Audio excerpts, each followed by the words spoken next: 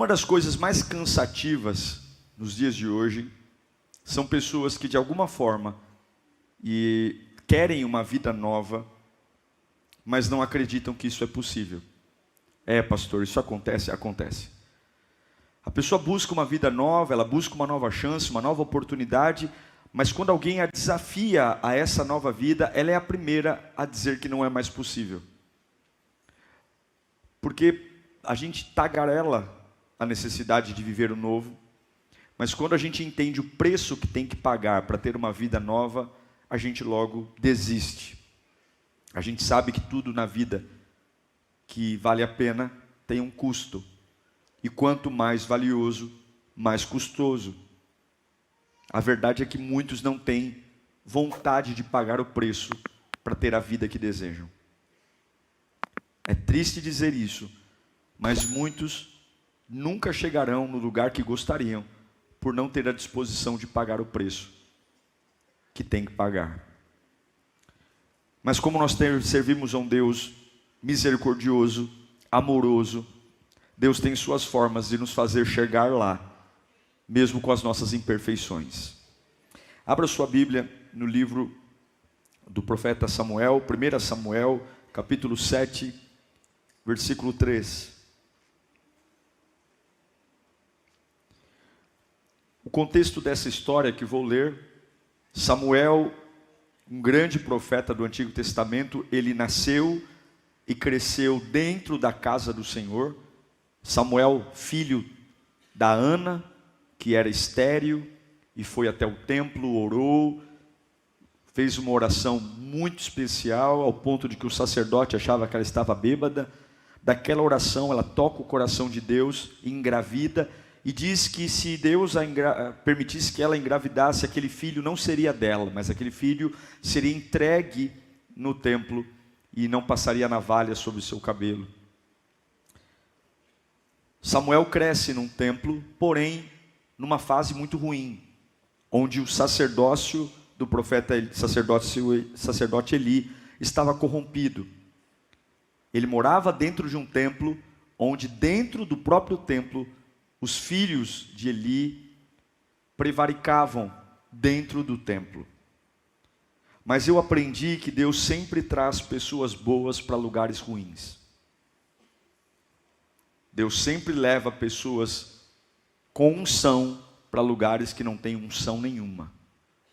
Portanto, não se assuste quando Deus começar a te usar e colocar você em lugares estranhos, porque é exatamente para você mudar esse lugar.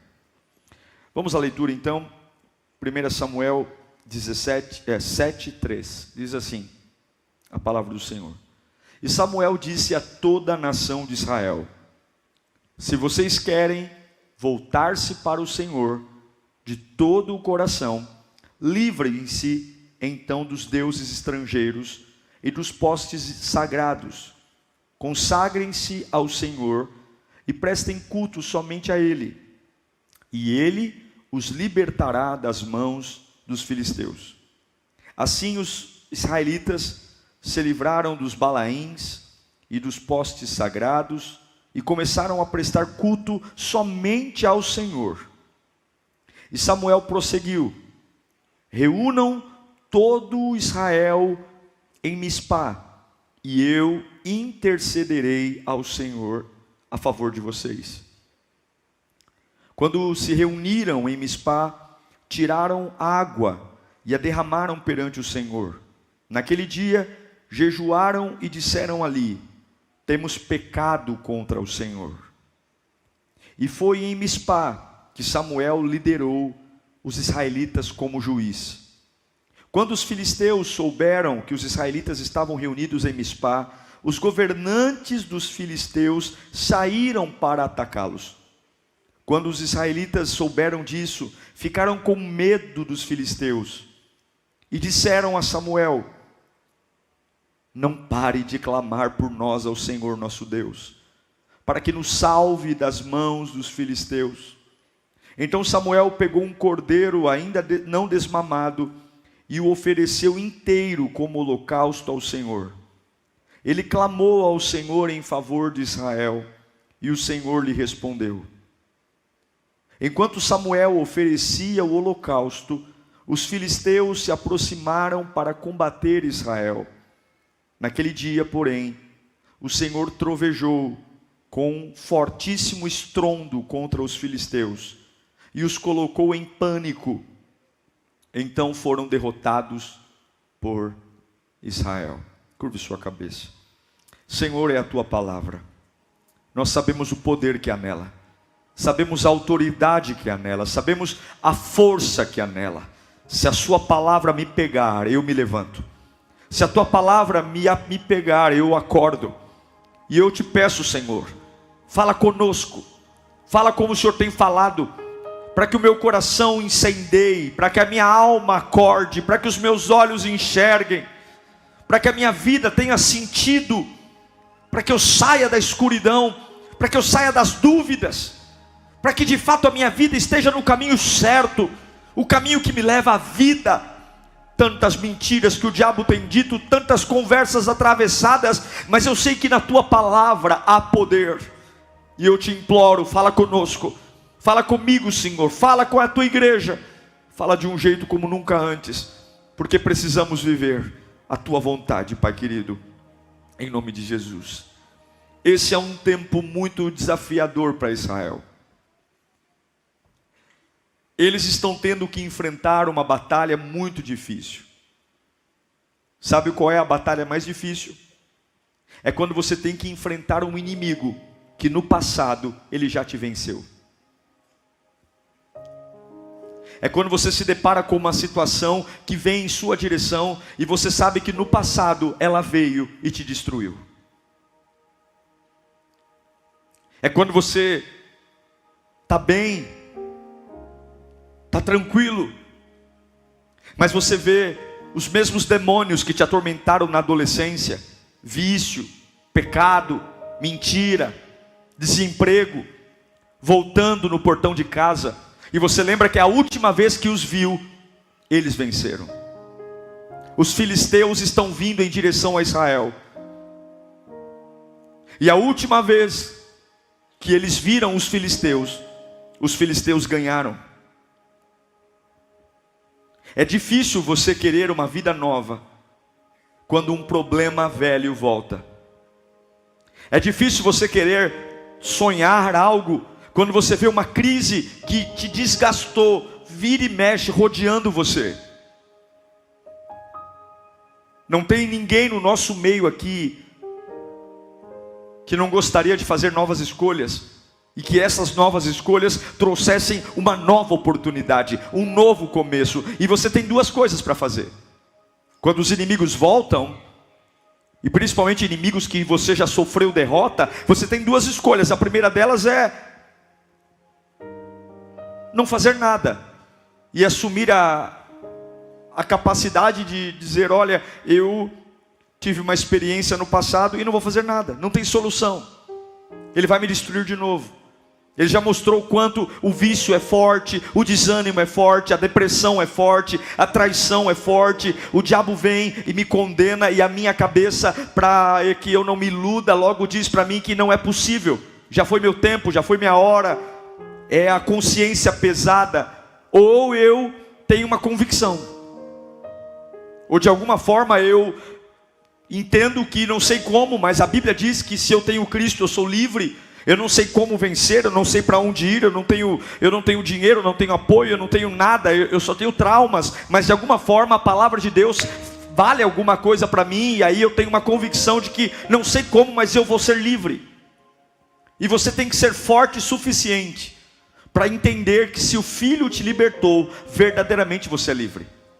Isso aqui, meu irmão, tem que ser um lema. Se Jesus me libertou, verdadeiramente eu sou livre. Mas tem que ter muita força para isso. Muita força. Porque quando os filisteus aparecem no quintal de casa, as memórias vão me torturar. E eu pergunto, quantos estão aqui que sofreram muito para se levantar depois de uma queda? E infelizmente, os inimigos continuam rondando sua vida. E você lembra que a última vez que os viu, quem levou a melhor foram eles.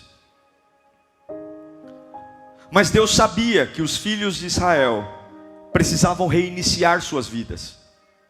E eu tenho uma palavra para muitos aqui. Chega uma hora que o computador trava tanto, que você tem que dar um boot nele. Chega uma hora que o Excel não abre, o Word não abre, que você tem que pegar o dedo e enfiar no botão e reiniciar tudo, correndo o risco de travar tudo. Chega uma hora que não tem como seguir em frente no ritmo que está tudo muito lento, está tudo muito devagar. Então chega uma hora que ou você reinicia a sua vida, ou você morre. Ou você reinicia a sua jornada, ou você agoniza. A geração de Samuel, a primeira geração, foi a geração de Eli, uma geração doente. Os filhos de Eli enfiavam colher no meio dos caldeirões de oferta, tinham relações sexuais dentro do templo. Ele é colocado naquele lugar por Ana, ele cresce ali, e Samuel é exatamente o novo começo que Deus queria dar para o templo. Encerrar uma era de prevaricação, uma era de pecado, uma era de levar o evangelho na brincadeira e levantar um homem capaz de reiniciar o evangelho, porque Deus sempre traz o melhor no meio da bagunça. Deus traz o melhor era Samuel. E onde ele põe Samuel? No meio de um lugar ruim, porque Deus não tem problema em fazer coisas novas. Deus não tem problema em, no meio do caos, fazer um reinício, um novo começo. Mas é preciso entender que Deus sempre está preparando coisas novas. Sempre. Mas qual é o caminho que nós damos para Deus reiniciar nossa vida? A queda. A queda. Ninguém gosta de cair, ninguém gosta de quebrar, ninguém gosta, mas uma geração que ama o Senhor, mas também ama Buda. Uma geração que ama o Senhor, mas também ama signo. Uma geração que diz que ama o Senhor, mas ama prevaricar. Uma geração que diz que ama o Senhor, mas ama andar com pé de coelho no bolso. Uma geração que ama o Senhor, mas vive em lotérica fazendo joguinho. Uma geração que ama o Senhor, mas enche a cara em casa com cachaça, que bate na mulher, que bate nos filhos de forma animalesca. Uma geração que ama o Senhor e que faz o que um mundano faz, só consegue ser convertida com a queda. Era assim que Israel estava. Eu amo a Deus, mas eu enfio minha colher no tambor de oferta. Eu amo a Deus, mas a gente tem sexo dentro da igreja.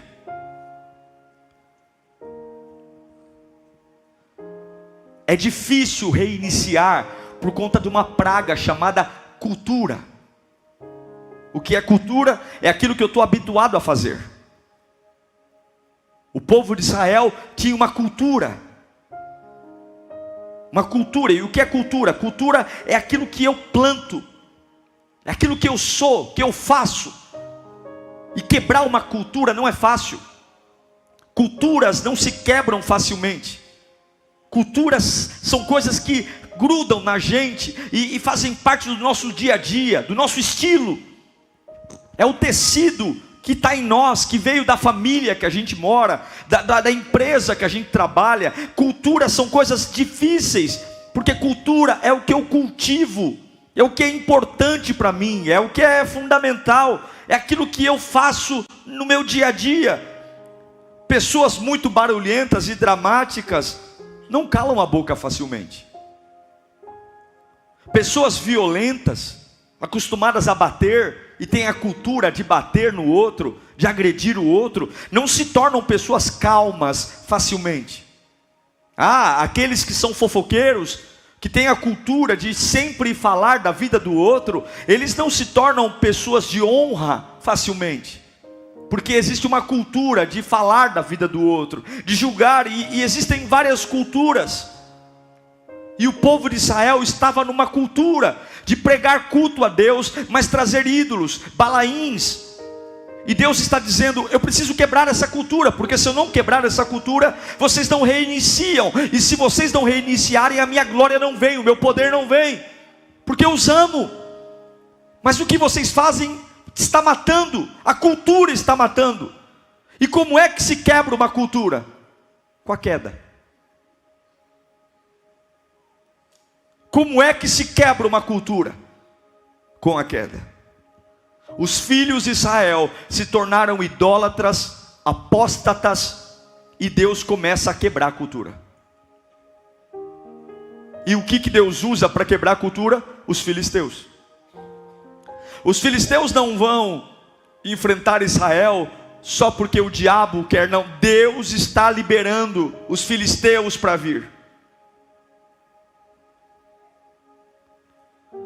Se você tem um parente viciado em droga, por mais que você o ame, e por mais que você tente fazer o melhor para ele, você não é capaz de fazê-lo mudar de cultura. Se você tem uma pessoa na sua família que tem o hábito de mentir, você pode aconselhar, mas o homem não tem o poder de quebrar a cultura de um outro homem. Só vai gastar saliva, não adianta. Mas Deus quebra a cultura. E como é que Deus quebra a cultura? Com um choque. Ele estremece o ambiente. Com a queda. Aí os filisteus vêm contra Israel. E Israel é a primeira vez que vai enfrentar os filisteus. E o que eles fazem? Eles pegam a Arca da Aliança. Lembra da Arca da Aliança? Eles pegam a Arca da Aliança, porque a Arca da Aliança simbolizava a presença de Deus. Então eles não estavam nem aí, que eles prevaricavam, que eles não louvavam a Deus direito, que eles serviam a Deus de forma meia boca. Eles pegam a arca, e eles já tinham visto outras vitórias do povo de Deus com a arca, e eles pegam a Arca da Aliança, uma caixa de madeira de acácia, revestida de ouro, com 2 querubins de ouro maciço sobre a tampa. Dentro da arca havia a vara de Arão, a tábua com os 10 mandamentos, o maná que simbolizava a provisão no deserto. Eles vão para a batalha cheios de si, como muitos são, cheios de si. Deus me ama, Deus tem plano comigo, eu sou servo de Deus. E eles vão com a sua cultura de servir a Deus parcialmente, de amar a Deus do jeito deles. E assim como muitos hoje servem a Deus, servindo a Deus parcialmente, de uma forma mequetrefe, de uma forma falida, de uma forma sem entrega. Eu sirvo a Deus, mas eu mantenho a minha cultura. Eu sirvo a Deus, mas eu mantenho a minha forma de pensar. Eu sirvo a Deus, mas eu dou a Deus o que eu quero dar. E eles vão para a batalha. Porque se eu servir a Jesus um pouquinho, tá bom. Se eu obedecer a Jesus um pouquinho, é o suficiente para eu vencer a luta, a angústia. E dessa vez eles vão levando a Arca da Aliança, e eles gritam diante dos filisteus: "Uá!" E para surpresa deles, preste atenção, Deus não faz nada. A arca estava presente, e naquele dia 30.000 soldados de Israel morrem. 30.000 homens caem mortos no chão. 30.000 famílias entram em luto. 30.000 mulheres chorando por conta de seus homens. Não só os 30.000, como os 2 filhos de Eli morrem, Ofni e Finéias. E quando o sacerdote Eli fica sabendo que a Arca da Aliança foi capturada pelos filisteus, ele era gordo, obeso. Quando ele fica sabendo, ele cai da cadeira, quebra o pescoço e morre. Foi um choque. Eles achavam que Deus estava com eles. Eles tinham a Arca da Aliança, mas um dia de vitória e triunfo se transformou num dia de luto e vergonha. Deus estava dizendo algo para Israel. Deus estava dizendo: eu preciso quebrá-los para voltar a usar vocês. Eu preciso quebrar a cultura, porque com essa cultura eu não consigo tocar em vocês. Eu não consigo encher vocês. Eu não consigo pôr meu espírito em vocês. Eu não consigo fazer a minha glória transbordar em vocês. Eu preciso quebrá-los. Eu estou cortando a cabeça dessa velha cultura para colocar uma cabeça nova. Eu estou cortando esse novo pensamento, esse jeito de me cultuar, esse jeito de me adorar, esse jeito de me servir. A desgraça foi tão grande que a esposa de um dos filhos de Eli, a esposa de um dos filhos estava grávida. E quando ela fica sabendo que o marido morreu, que o cunhado morreu e que o sogro morreu, ela entra em trabalho de parto e ela chama o filho de Iacabô. Iacabô, que significa foi-se a glória de Deus. A glória se foi. Meus irmãos, nós não podemos usar a Deus numa velha cultura. Nós não podemos querer viver o melhor de Deus com uma velha cabeça. Nós não podemos querer viver a presença de Deus suavizando o que é sério. Nós não podemos querer nos encher de emoção num culto e sair por essas portas e não entender o que é evangelho, e nós entender que a comunhão com o Pai vem de uma mudança de cultura. Porque se alguns acham que dá para misturar nossas coisas com as coisas de Deus e tudo ficar bem, é um erro. Dá para conciliar meu vício, dá para conciliar o meu pecado, dá para conciliar minhas manias. E muitas vezes a única alternativa que nós damos a Deus é a queda. Mas infelizmente alguns, até quando caem, se revoltam ainda mais, ao invés de trocar a cultura. Tem pessoas que te ajudam e não te ajudam mais. Tem pessoas que eram seus amigos e não são mais. E Deus não se pode usar numa cultura velha. Essa é a grande queda de Israel. 30.000 homens caíram no campo de batalha. 30.000 homens. A arca da aliança levada cativa. Mas a minha Bíblia diz em Hebreus 12:6, fica comigo: pois o Senhor disciplina quem? A quem ama, e castiga todo aquele a quem aceita como filho. É como se ele falasse: porque eu te amo e sou seu pai, eu estou te castigando. Porque eu te amo. Porque quando Deus nos pega, já era. Quando Deus nos pega, Ele muda tudo. E eu sei que muitos de nós estão aqui hoje, sentados bonitinhos nesse culto, ou online, assistindo exatamente pela experiência da queda. Muitos estão aqui ouvindo esse sermão por conta da queda, por conta do susto, por conta da porta que fechou, por conta daquilo que estava de vento em polpa, e de repente o barco vira.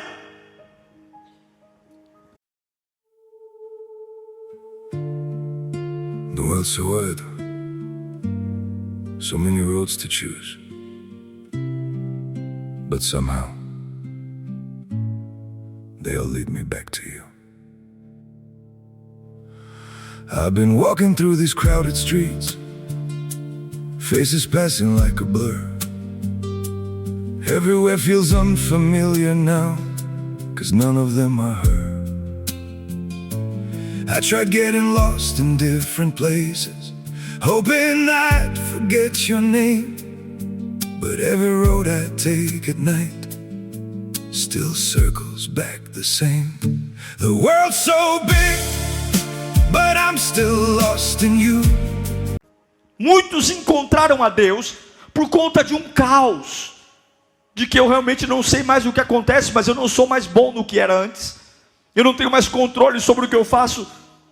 Se nós pararmos de querer ser professor e aluno e começar a aprender com o que Deus está fazendo, eu vou te falar uma coisa: eu não ligo se você vem à igreja e não quer bater palma.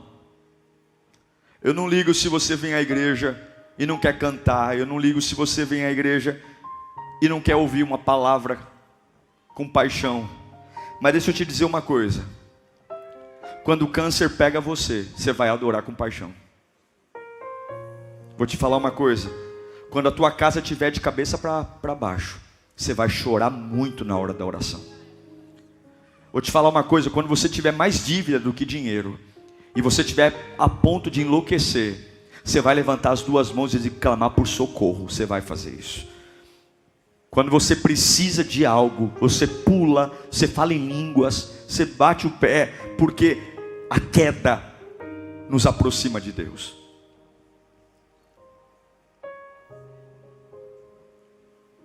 Mas sempre depois de uma queda vem uma grande reviravolta.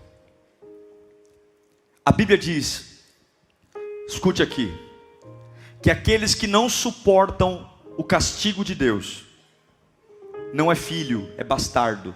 Põe para mim Hebreus capítulo 12, versículos 7 e 8. Suportem as dificuldades, recebendo-as como disciplina. Deus os trata como filhos. Ora, qual filho que não é disciplinado por seu pai? Qual? Se vocês não são disciplinados, e a disciplina é para todos os filhos, então vocês não são filhos legítimos, mas sim ilegítimos. Está dizendo, se você não aceita a disciplina, se você não aceita Deus quebrar sua cultura, sua forma de pensar, sua forma de viver, você não é filho, você é bastardo. Você não pertence a Ele. Pastor, eu não estou entendendo, porque eu vim à igreja para ter uma boa vida. Eu vim à igreja para os meus problemas serem resolvidos. Eu vim aqui, pastor, estou me esforçando, vim de longe. Peguei carro, metrô, ônibus. Eu vim para eu ter esperança. E o Senhor está dizendo para mim que Deus, porque me ama, vai me castigar. Eu não quero castigo, eu já estou sendo castigado demais. Não, Deus não quer te castigar. Deus quer quebrar uma cultura. Porque sem essa cultura você não reinicia a sua vida. Sem a quebra dessa cultura, Deus não pode te usar. Sem a quebra dessa cultura, o velho vai estar em você. Deus tem que matar Ofinéias. Deus tem que 30 mil homens têm que morrer, para que agora o mesmo inimigo que os derrotou no passado volte. E por que Deus os fez quebrar? Porque Deus quer punir? Não, porque o povo é teimoso. Nós somos teimosos, nós não mudamos, nós somos frios, nós brincamos com as coisas de Deus, brincamos em servir a Deus, brincamos com a palavra, brincamos com o culto, a gente suaviza tudo, a gente não leva a Deus na prioridade, e Deus nos ama, e quem ama tem conversas sérias, quem ama não passa a mão na cabeça, quem ama confronta, quem ama mostra a verdade, quem ama prefere que o outro fique magoado com ele pela verdade, do que bater papo em alegria, debaixo da mentira. Quem ama disciplina, quem ama não espera o mundo disciplinar, mas disciplina em casa. O próprio Salomão manda usar a vara, e aquele que não é disciplinado é bastardo, e nós não somos bastardos. Nós somos filhos de Deus, amados pelo Pai, queridos de Jesus, herdeiros de Deus e co-herdeiros com Cristo, imagem e semelhança do Criador, povo eleito, nação santa, povo adquirido, povo que não é um erro, mas é um povo sonhado muito antes de existir a terra, o céu, o universo, um povo que é amado de Deus. Sim, meus irmãos, a ignorância provoca vítimas. Sim, a teimosia matou 30 mil pessoas. E agora vem Samuel, o mesmo inimigo que os derrotou e matou 30 mil homens, está de volta. E eu pergunto para você, o que você aprendeu com as últimas derrotas? É triste perceber pessoas que têm um rastro de derrota e não têm coragem de mudar suas vidas. E agora Samuel está lá.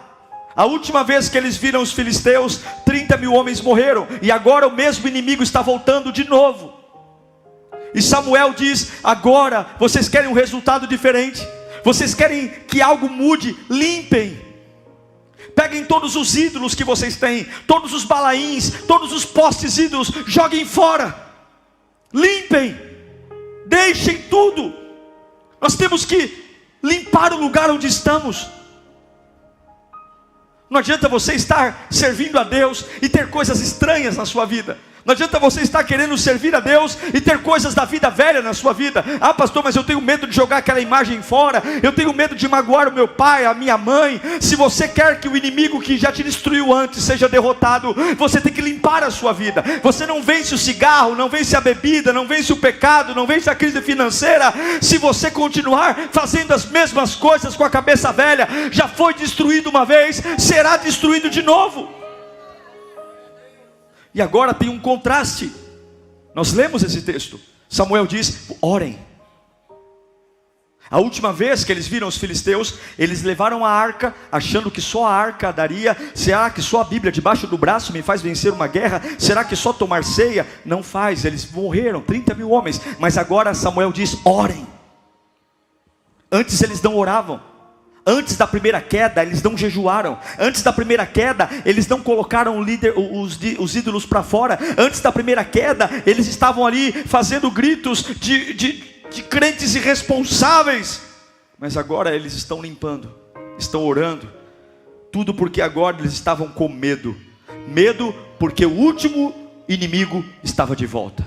Eu vou dizer para você, olhe para mim, o medo não é ruim. O medo é uma bênção, e existe uma razão de Deus ter colocado e permitido o medo na nossa natureza, porque o medo nos prepara para o pior.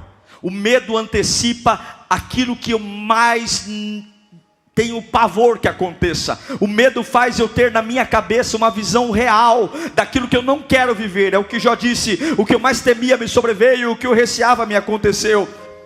E se você for sempre muito confiante, se você for sempre muito altivo, muito ousado, é muito provável que você não vença mais nada. E muitas vezes Deus permite situações de medo, para eu lembrar que eu não posso, que eu não tenho, que eu não consigo, e que eu preciso ir para a batalha com Ele. Eu preciso ir para a batalha com Ele. Eles estão com medo, mas eles vão com medo mesmo. Eles estão com medo, eles já viram aqueles inimigos os destruírem, mas eles vão orar. Eles vão orar com medo, eles vão jejuar com medo, eles vão clamar a Deus com medo, eles vão jogar fora tudo que não presta com medo. O povo olha para Samuel e diz para eles o seguinte: quando o filisteu chega perto, ele fala: olha, não cesse de orar por nós. Sabe o que eles estão dizendo? Samuel, ora por nós, porque o medo do passado está voltando. Mas eu decidi limpar a minha vida, eu decidi agora ser diferente, eu decidi entender que aquela queda foi importante. Ó, Samuel ora. A Bíblia diz que Samuel pega um cordeiro que nem foi desmamado, ele imola aquele cordeiro, ele sacrifica, queima. E agora, porque a Bíblia diz que sem derramamento de sangue não há remissão. E quando a fumaça daquele cordeiro começa a subir, duas ferramentas aparecem ali. Fala comigo: fé e trabalho. Mais alto: fé e trabalho. A primeira queda não havia nada, só havia orgulho. Deus era um amuleto. Mas agora, depois da queda, eles estão quebrantados. E agora eles têm fé e trabalho. Porque não adianta orar e não trabalhar, não adianta trabalhar e não orar. Eles estão orando e estão entregando sacrifícios, eles estão enfrentando um desafio. E eu sei que muitos aqui estão sendo nesse momento testados, porque inimigos do passado estão voltando. Coisas que no passado te envergonharam estão voltando. Coisas que no passado tiraram coisas de você estão voltando. Coisas que no passado derrotaram sua família estão voltando. Coisas que no passado causaram pesadelos estão voltando. E Deus está dizendo: pare de olhar para quem está voltando e olhe para minha comunhão contigo. Pare de olhar para quem está voltando. O diabo nunca vai definir sua vitória ou sua derrota. É o que está dentro de você que define quem ganha e quem perde. É o que está dentro de você, é o que está na sua vida. Não adianta pedir uma vida nova e ficar sentado. Não adianta pedir o agir de Deus e ficar sentado. Não adianta pedir um emprego e ficar sentado. Em algum momento você vai se dar conta que a vitória é a junção do trabalho com a fé. É a unção da fé de crer com fazer alguma coisa. E agora chega o grande confronto. E a Bíblia diz que quando eles estão ali quebrados, jogaram os ídolos fora, estão orando, jejuando, tomados de medo, a Bíblia diz que vem alguma coisa do céu. Ah, Deus sempre responde a um homem que se quebranta. A Bíblia diz que Ele não resiste a um coração quebrantado. Escuta aqui, ó, levanta sua mão bem alto. Fala comigo, diabo. Não é porque você estragou a minha primeira festa que a minha festa acabou. Fala mais alto, Satanás. Não é porque você estragou a minha primeira festa que a minha festa acabou. Hoje é dia de reiniciar a vida aqui. Baixa as mãos. Eles estão com medo. O mesmo inimigo que acabou com a primeira festa está voltando. Mas não vai ser igual. Fala comigo, não vai ser igual. É hora de confronto. Fala para o seu irmão, é hora de confronto. Fala para o seu vizinho, é hora de confronto. A primeira guerra eles se sentiam orgulhosos. A primeira vez que viram os filisteus, eles achavam que a arca venceria a batalha. Mas agora, depois da queda, eles estão humildes. Eles estão com medo, orando com medo, clamando com medo, jejuando com medo. Mas estão orando, clamando e jejuando. Então agora eles vão diante dos filisteus, não com orgulho, mas vão com humilhação. Não vão com altivez, mas vão marchando com a cabeça baixa, olhando para o autor e consumador da fé. E a Bíblia diz que Deus viu. O texto diz, Deus viu. Deus sempre está vendo. Deus sempre está vendo quando nós quebramos uma cultura. Deus sempre está vendo. E os filhos de Israel estavam se humilhando, se purificando, limpando seus corações, limpando a sua alma, prostrados diante do Senhor. E o Senhor foi à sua frente. A Bíblia diz que Deus foi à sua frente. É muito bom quando Deus está conosco, mas é melhor ainda quando Deus vai à nossa frente. É muito bom quando Deus está ao meu lado, mas é melhor ainda quando Ele se antecipa e vai na minha frente. E quando você se humilha, Deus não anda ao seu lado, Deus anda à sua frente.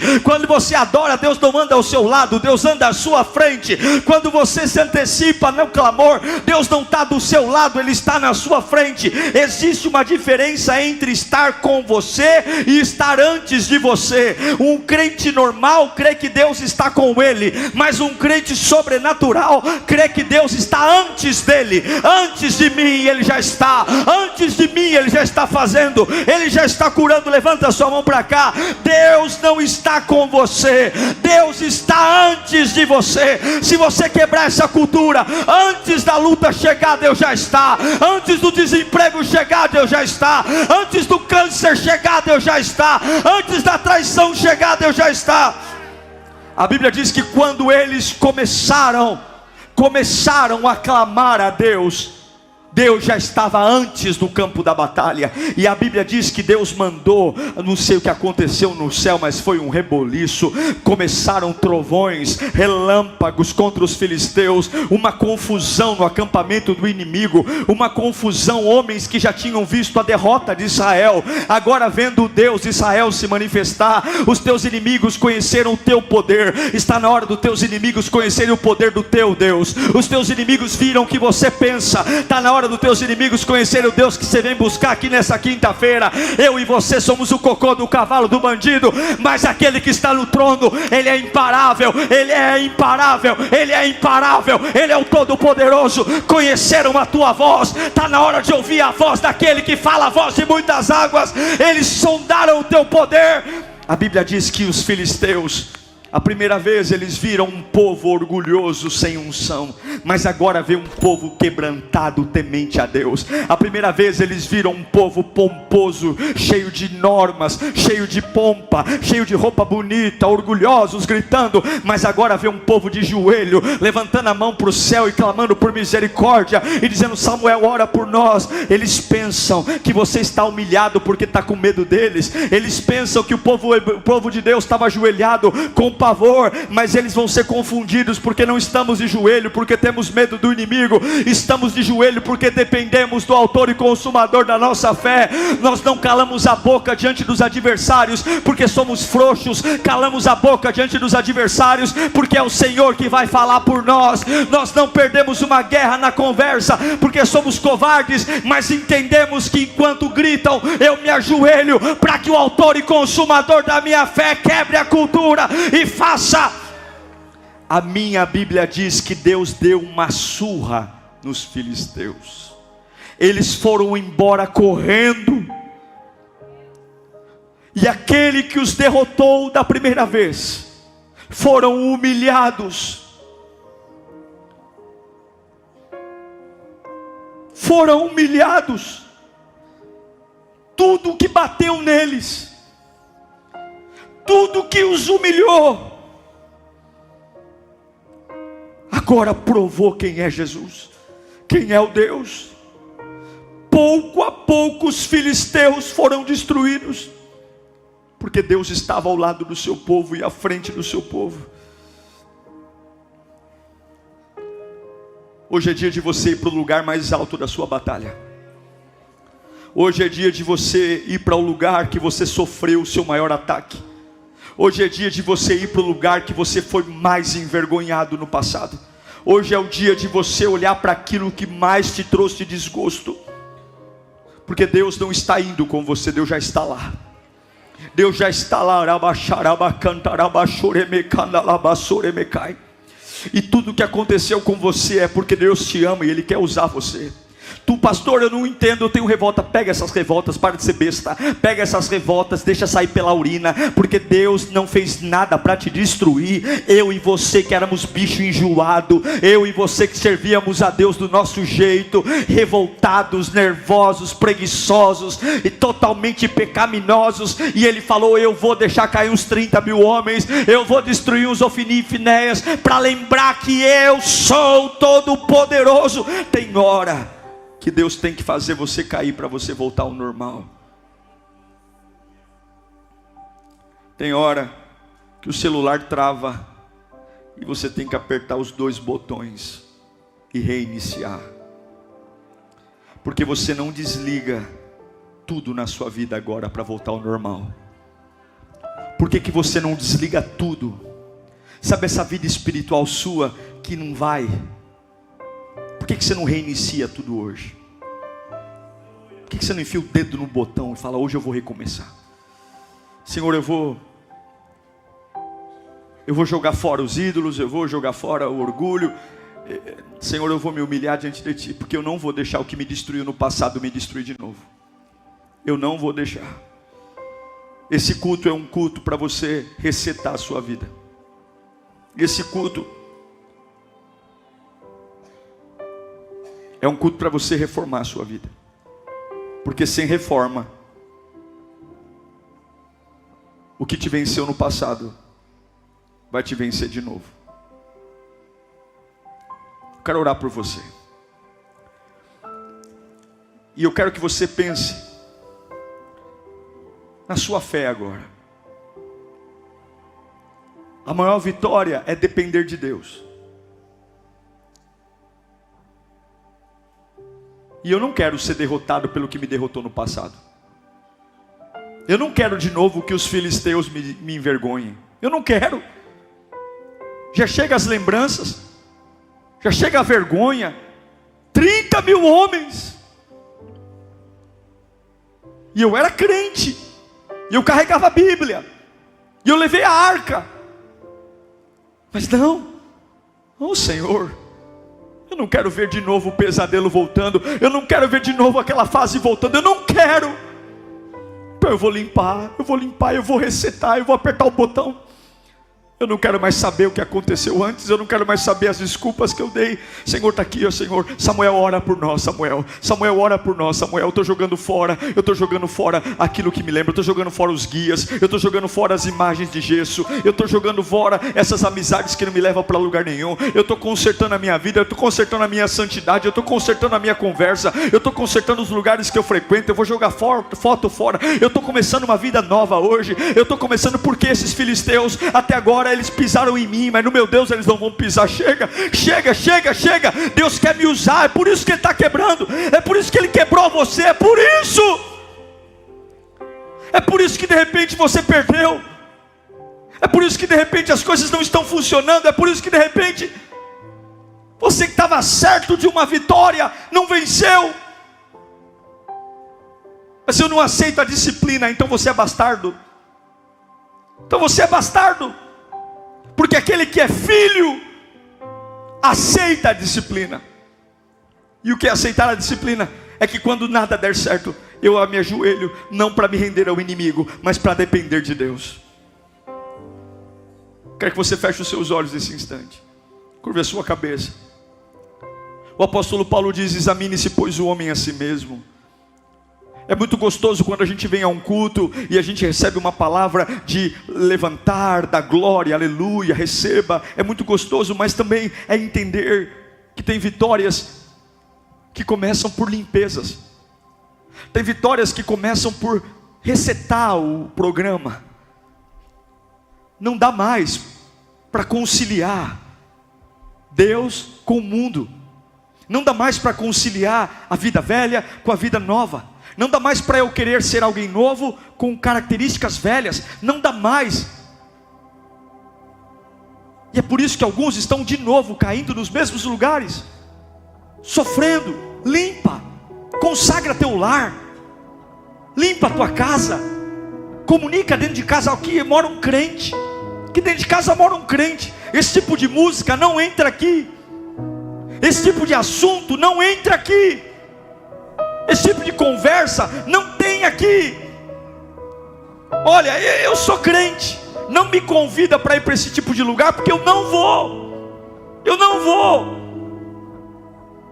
Não, por quê? Porque eu estou cansado de ser derrotado. Eu estou cansado de viver marcado pela desgraça.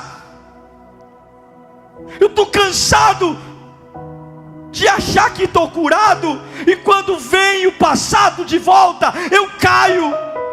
Eu estou cansado de me enganar, viver de fases, viver de temporada. Uma época do ano eu estou bem, estou maravilhoso, mas quando chega aquele mês fatídico, que eu lembro, e aí parece que o passado volta, o pesadelo volta. Chega!